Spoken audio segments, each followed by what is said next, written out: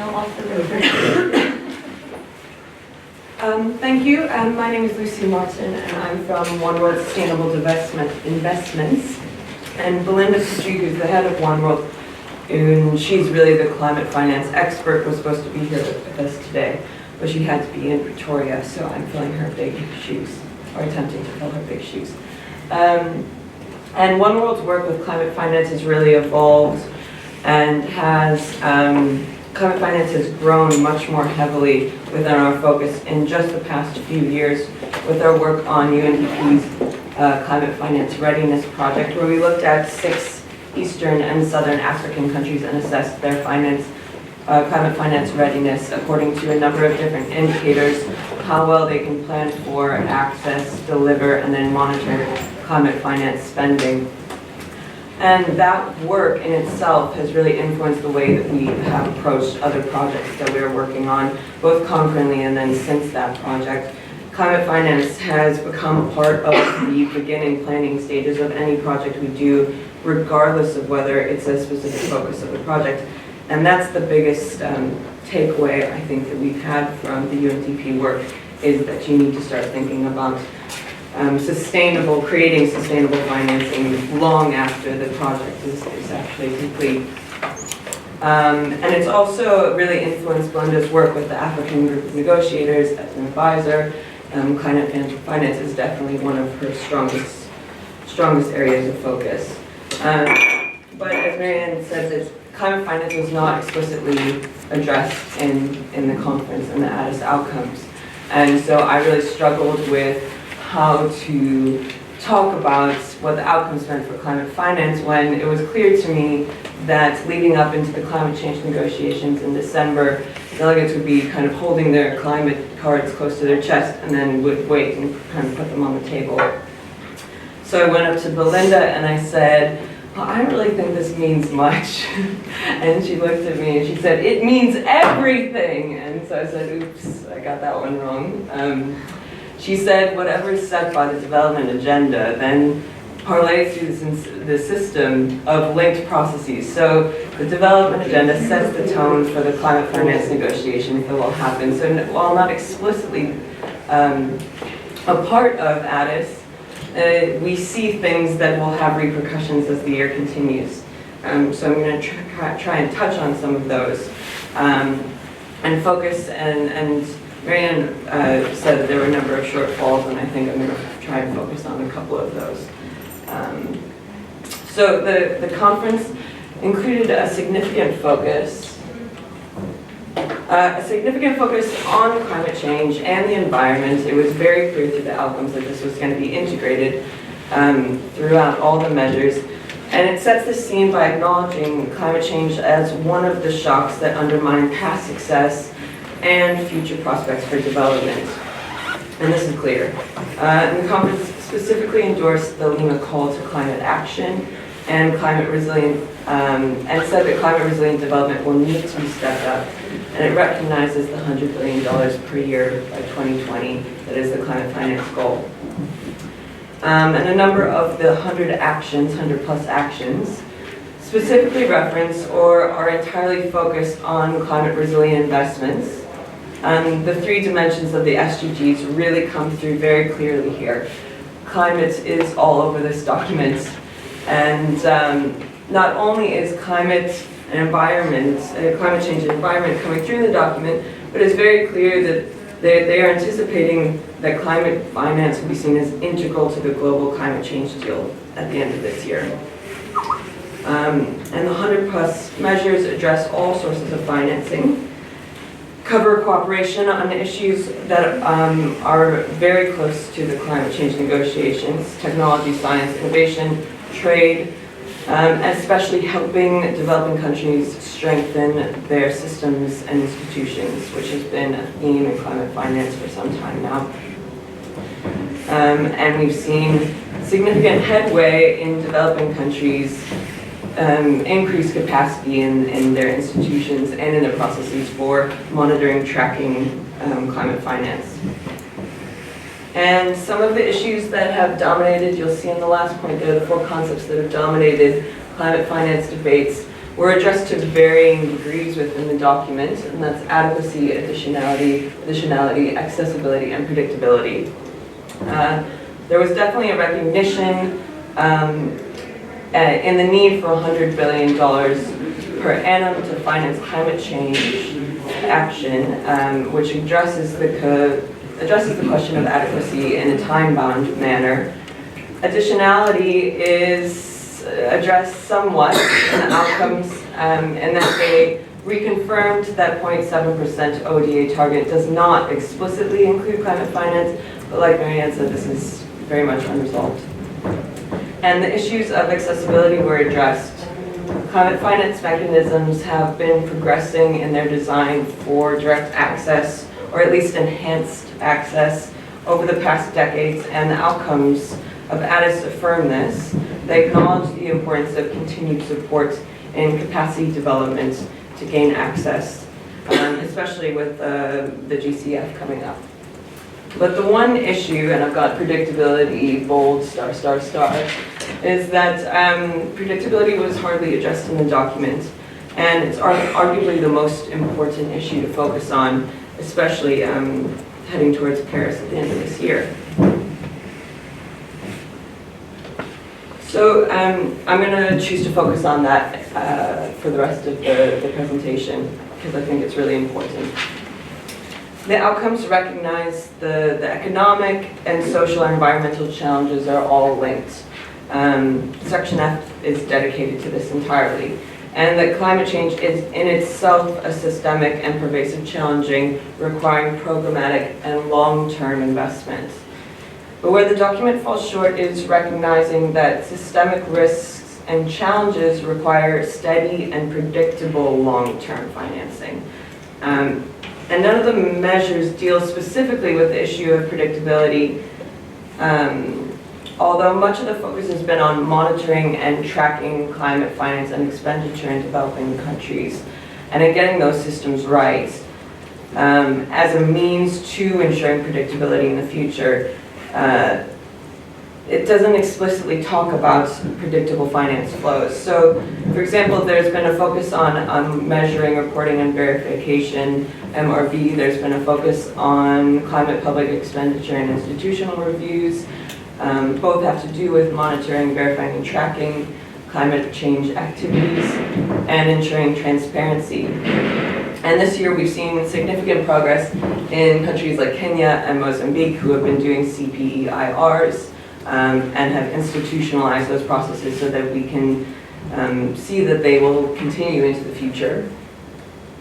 And while these MRV and CPEIR systems are useful in ensuring leveraging of additional finance, in and of itself, they do not provide a predictable flow of climate finance, which is important. And we see this kind of diversion within the outcome document. Statements ensuring predictability of, now we're talking about development finance, but they are definitely linked, are included. But these measures are inconclusive in that predictable flows are not established. Rather, the emphasis is on the need for better planning, information, and tracking. So I'll give you a couple examples. Number 58 says we will make development more effective and predictable by providing developing countries with regular and timely indicative information on planned support in the medium term. 58 says we encourage partner countries to build on progress achieved in ensuring that ODA is used effectively, and to help achieve development goals and targets, we encourage the publication of forward-looking plans, which increase clarity, predictability, and transparency of future development cooperation in accordance with national budget allocation processes. We encourage countries to track and report resource allocations for gender equality and women's empowerment. Now, in both of these examples, the emphasis is still on access to information and planning and tracking so that developing countries can access more predictable finance. But it doesn't actually deal with the challenge of securing that predictable finance in the first place. So that was an issue that we kind of picked up. And you can plan all you want and you can track all you want, but if financing comes in ebbs and flows, it's really detrimental to the work that's being done. I heard someone who was getting ready for COP the other day. We will actually take less money as long as it's predictable, which I think rings true across the board. So predictability is actually a greater focus than even adequacy of funds at this point, because if you increase the amount of climate finance but it's not predictable, then it's really not all that useful. And it really undermines all of the efforts that we've had in resilience building. So, and this is an age-old story, the lack of predictable finance has plagued the development community for decades. And developing countries are routinely asked to kind of stop, start, hold, and they're really subject to the fluctuations of political and bureaucratic processes in donor governments. This is nothing new. But it makes it very difficult for planning for resilience building, especially since so much of resilience building is climate resilient development planning, and those two are so interlinked that it's hard to separate. So even if there is a stop and a start in development finance or a stop and a start in climate finance, those have implications for one another. If there's a delay in one, there'll be a delay in the other. And there are numerous examples of how this plays out. I'm just going to give you one that we're currently dealing with at One World in the Limpopo River Basin, and some of the work that we're doing on resilience building in the Limpopo River Basin for USAID. Just to put it into some context, the Limpopo River Basin is shared by 4 countries in a semi-arid region, and it's marked by increasing temperatures, an increase in extreme events, droughts and floods, and low rainfall. And it is a scientifically closed basin, meaning there's no more water left to allocate to new water use activities, although that doesn't really happen in praxis. So basically it's an extremely vulnerable basin.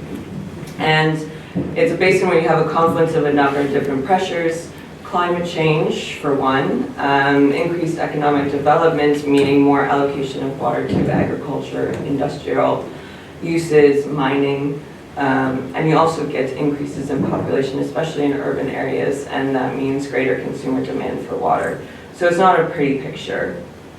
I was saying it's a very pretty picture earlier. And the basin has in the past been a beneficiary of a number of different development and climate finance investments in building resilience and water security in the basin. We'll start with the Regional Climate Change Program, which was funded by DFID, was a huge influx of funding into the region, and also CGIAR's Challenge Program for Food and Water picked the Limpopo River Basin as one of their basins. And now we're looking at the resilience in the Limpopo River Basin funded by USAID, which is going on and entering into the second to last year of the funding cycle. And with all 3 of those programs, well, the Regional Climate Change Program ended funding early, around 2 years early. It was withdrawn. The Challenge Program ended soon after, and like I said, we're kind of entering into the end of RESLIM. And we're looking at these projects and we're thinking it's completely unclear where the next source of funding is going to come from, if it is going to come at all. And little has been, so each program has had many different objectives, but little has been achieved in terms of sustainability of the actual programs and activities that are conducted under these funding tranches. So,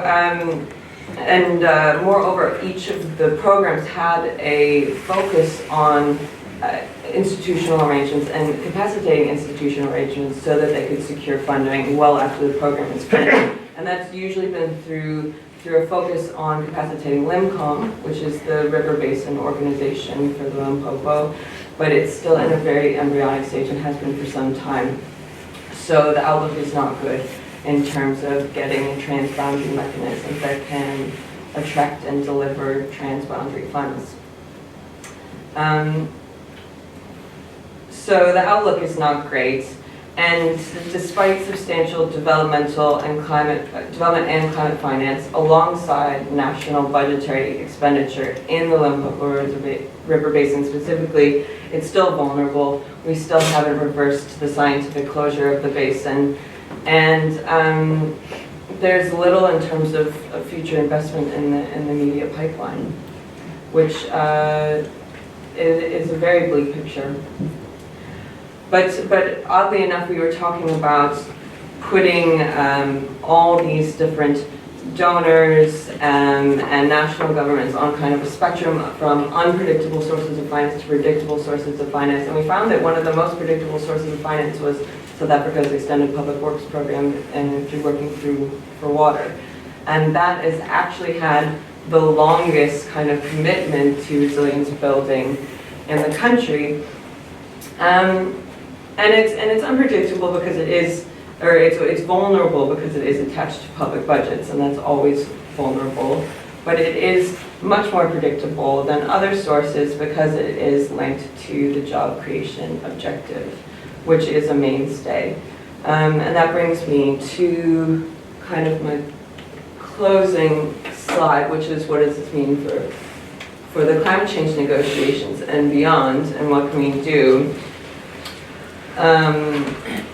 as a developing country. And I start out by saying that Africa is going to need to come up with new sources of sustainable financing. And in order to do that, and this ties into my working for water example, countries must not only understand that the larger global climate finance landscape, so they must not only pay attention to kind of the climate finance architecture, which is changing every year, but they must understand the domestic, political, and economic context, their own domestic, political, and economic context, meaning the balance of power, how decisions get made, how consensus is built, and how that consensus remains, and building political will. So in the case of the Limpopo River Basin in South Africa, it's clear that resilience building activities that are strongly linked to job creation will have a longer lifespan than those that are not. And that means really positioning adaptation activities in such a way that you can kind of latch on to something that you know will have staying power within the political and economic consensus. Which is why the push towards and the trend towards talking about green economies, green skills, green jobs is really important and will continue to be very important in the years to come. And it's really promising work. The second point I wanted to make was that unpredictable financing is a reality that the development community has been crying about for decades, but hasn't been resolved. Because donor governments are, by their nature, political, and the discussion that takes place in climate change negotiations are between developing and development governments. And there's not enough actors or other actors besides governments in the discussion, and this is clear. There's not enough space for the decoupling of development or climate finance discussions from the political processes that are happening in these countries. Which is why it's really promising to see an emphasis on the private sector, on bringing the private sector in the Addis outcomes, and that will also play a role come Paris later this year.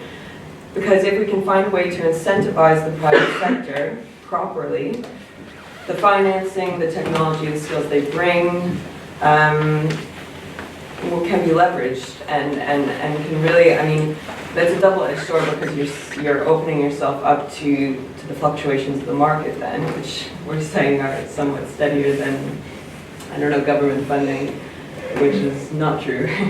But at least you can get a greater variety of sources, a greater variety of sources of financing, and you can get private sector financing to buttress public sector financing, and you'll have a greater chance of seeing these projects through to fruition.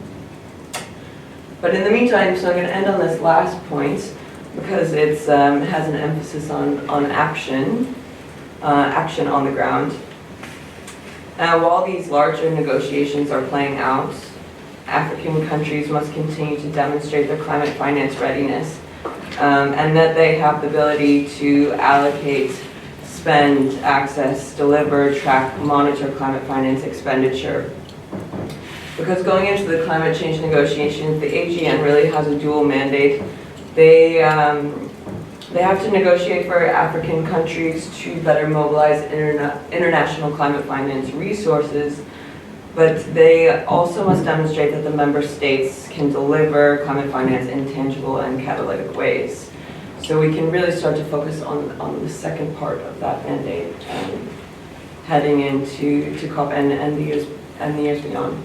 And the AGN can then use that to kind of effectively negotiate for increased financing by highlighting Africa's ability to deliver, which is really important.